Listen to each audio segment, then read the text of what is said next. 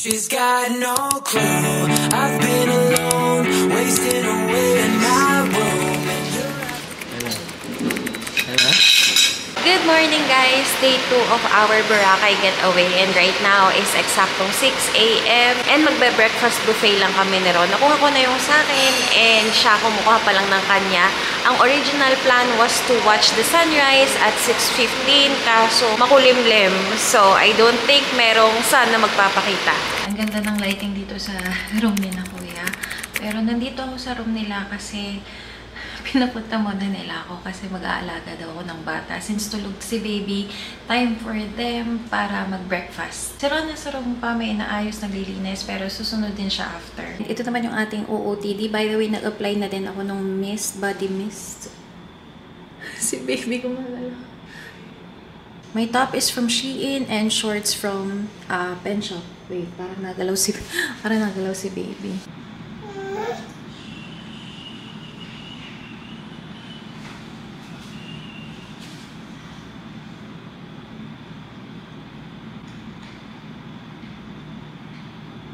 Andiyan na si Ron.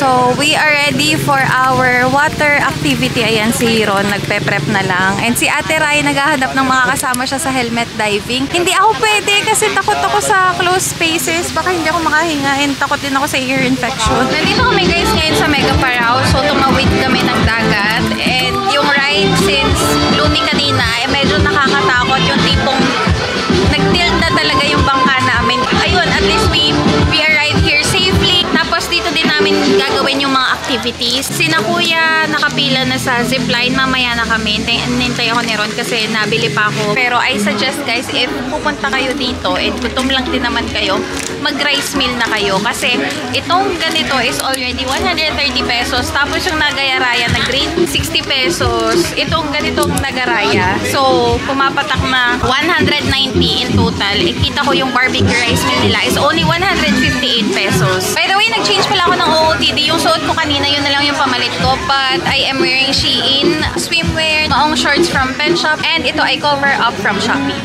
Ayan na si kuya, si baby nakatingin sa akin. Doon ka tumingin kay daddy! Daddy! Daddy! Daddy! Look! Daddy! Daddy! Daddy! Daddy!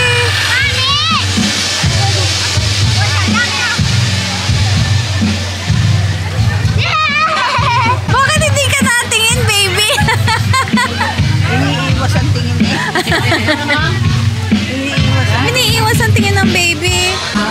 Ayun sila after the zipline. Tumalon pala si Ate Rai. Later!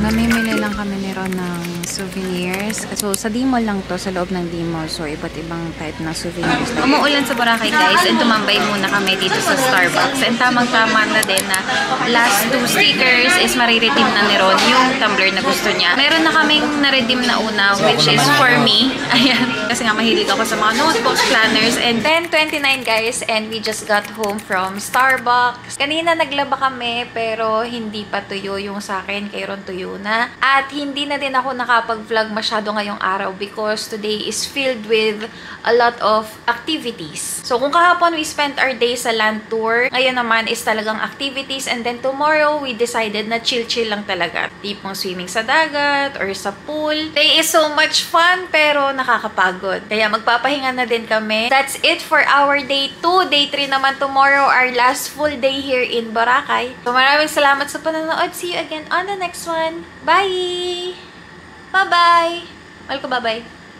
Bye! Ayan. Hindi pa niya ina-unbox yung tumbler na nakuha namin from Starbucks. But thank you guys! Good morning guys! Day 3 of our Boracay Getaway. OOTD Emeng's fashion blogger.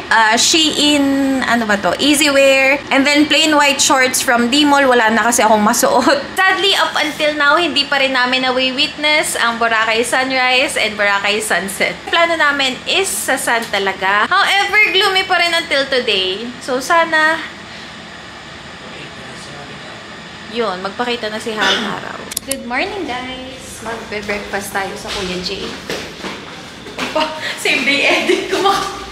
Yung photographer ko, videographer, parang may same day edit Ito ay 5 mix edit. Medyo foggy pa yung camera ko, guys, kasi nga ang lamig sa room. Kita nyo naman yan. So, gagamit muna ako ng sa cellphone ko. Pero this is our breakfast for today.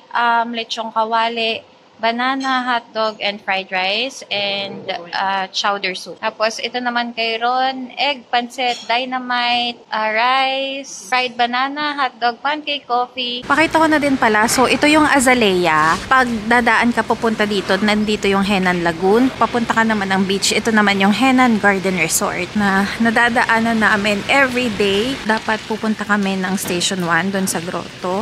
So, 100 pesos kaming dalawa na ni Ron. Pero if kompleto kaming 6, magiging 150. So, makakamura kami if as a group kaming pupunta. 3 to 4 minutes walk away lang from Azalea. Dito kayo lalabas sa, Wave Bar and Lounge. So, yung kabila naman is Henan Regency para ma-reach nyo na yung beach.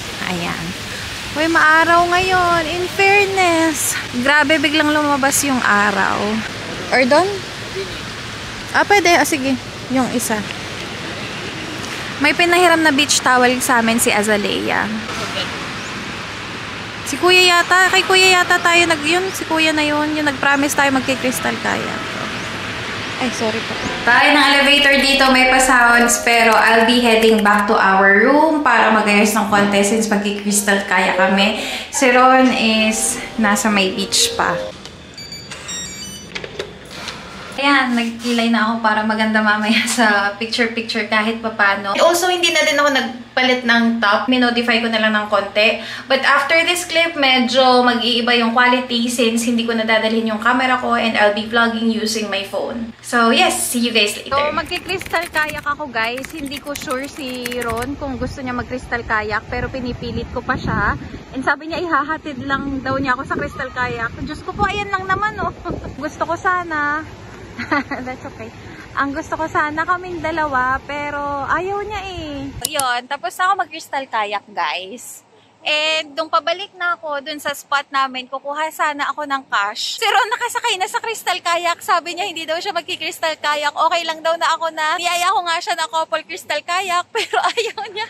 Paglingon ko, ayan o, nandun na siya. Kasama na si Kuya, nagpi-picture-picture na sila. Sorry, medyo shaky, naka-zoom kasi, pero ayan na sila.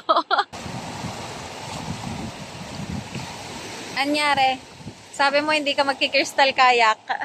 Paglingon ko, kasakay ka na dyan. Ano pangalan ko yan? Ren. Thank you, Kuya Ren. Gustong crystal kayak.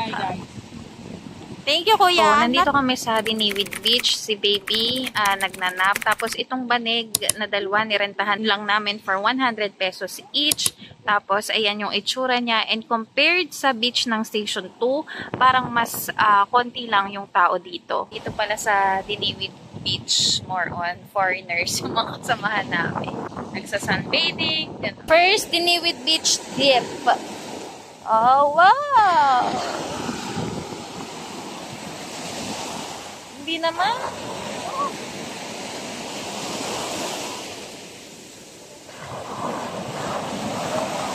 Nag-try kami mag-swimming dito sa Diniwid Beach, kaso hindi din talaga kami nagtagal kasi mabato siya compared dun sa Station 2 na beach na kahit nakapaa ka lang, wala kang slippers, okay lang magdagat, pero dito dapat may tsinelas. So, dito kami guys sa Jonas sa Station 1. And after namin ng Diniwid, pumunta na ako dito. Grabe, parang iba na ang kulay ko. All along akala ko dito mga fruit shakes lang. Meron pala silang rice meal. Pero bago kasi kami pumasok dito sa Jonas, is may nakita kaming Nagba-barbecue sa baba, mura lang, 150 pesos para sa liempo. And then, dito sa Jonas na lang kami bumili ng rice. Hindi mawawala ang kanilang fruit shakes. Banana choco milk shake. Diyan kami umorder, so bago pumasok ng Jonas Station 1. And ito yung liempo nila. Sabi ni Ron, hindi daw matamis. Kasi yun ang preference namin pagdating sa suka. Sa mga ganitong ihaw-ihaw. Pero ang ganda ng view. Katapat lang siya ng grotto. And, ang ganda ng view. Kaya nag 0.5 ako, pero ito yung pansin ko sa Boracay. Mga 6 to 9 a.m. siguro. Kulimlim, but then biglang magiging maaraw. Ayan o, ang ganda. So, sana later makapag sunset viewing tayo. And mamaya puntahan natin yung grotto. Andito kami sa Boracay Ocean Club and we paid for foam party. So ayan, sina baby nagsuswimming. And si Ate Rai, si Kuya Gian, hindi na ako kasama kasi kanina pa kami nagsuswimming ni Ron. Ayan na! Woo! Woo! Ala, yung hangin natapon. Natapon yung hangin. Wow!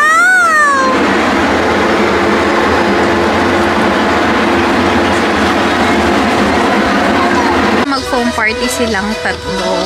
Tapos, eto naman, snacks lang. Squid, yung hawak ni Kuya. Tapos, 4 cheese pizza and pepperoni pizza. Pika-pika lang. Tapos, mamaya yung dinner talaga.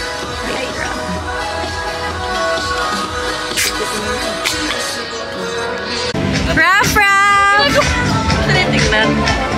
Ano tinitingnan mo? Ano tinitingnan mo, bebe?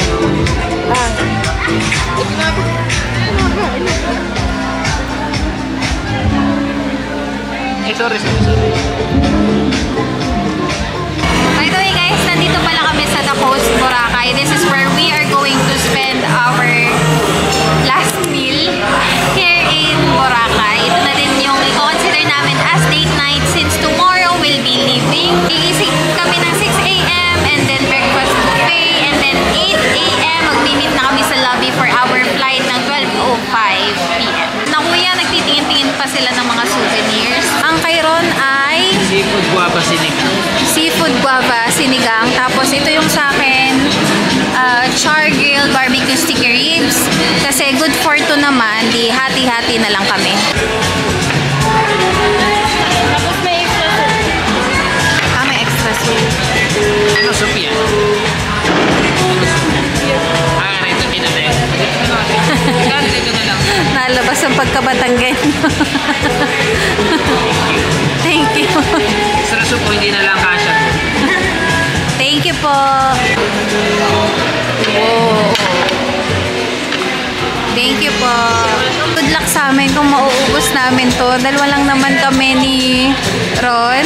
Yung in-order ko, I can't remember anymore, pero char grilled something. Tapos dito is pinapili ako kung fries or rice. Siyempre, fries plus rice. And kay Ron naman is seafood guava sinigang. Ayan. Tapos meron din kaming drinks na calamansi lychee smoothie. And kay Ron naman is mango shake. May extra soup pa pala yan. Hala, good luck sa amin. Ang dami.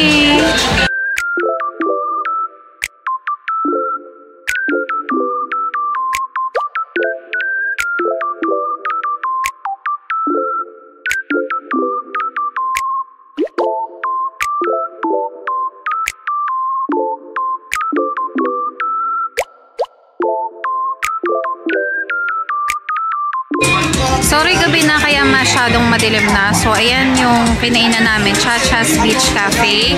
So, sa loob siya. And then, dito sa part na to, dito papasok yung Coast, which is partner ni Chacha. We are back sa room namin, guys. And hindi namin naubos yung dinner namin sa Chacha's kasi yun pala is good for 2. So, bali, umorder kami ng 2 dish and pareho silang good for 2. So, if you're there, might as well ask kung makakailan bang serving yung orderin nyo kasi sa akin. Ang dami talagang tira. So, that's it for our day 3. Naligo lang naman kami ni Ron sa beach and then balik sa pool. And then with Kuya G and his family, mother and brother ni Ate Rai, pumunta kami sa Diniwid Beach. Kaso, hindi siya ganun ka-smooth. compared sa pagsiswim namin sa Station 2 na beach kasi medyo mabato sa Diniwid. After that, pumunta kami ng grotto. Ayan, doon kami nag-swimming. Sinamahan ko si Ate Rai mag-parasailing. Originally, dapat kasama ko pero parang nahihilo pa ako from yesterday's ride. Pero still, kasama pa rin ako sa speedboat and parang nasanay ko na yung sarili ko, yung paganon-ganon. Then, kami ni Ron back sa pool ng hotel, nag-dip for like 10 to 15 minutes and then after that, saan ba tayo pumunta? Boracay Ocean Club for a foam party. Saka lang sila maglalabas ng bubbles pag nag-request ka talaga. Hindi sila ongoing pero food, napakasarap. We ordered yung grilled squid, pepperoni pizza, and 4 cheese pizza. Lahat sila sobrang sarap. But sa mga drinks, ang daming wala. Nakailang beses kami ng order and lagi nilang sinasabi, wala. But that's it for our Boracay Day 3. We'll be leaving tomorrow. Medyo nakakalungkot na we have to leave this paradise, pero ganun talaga. Hopefully one day makabalik dito sa Boracay kasi ang dami pa rin naming hindi nagagawa and also mga restaurants na hindi pa natatry. But that's it. Maraming salamat sa panonood and see you again on the next one. Bye!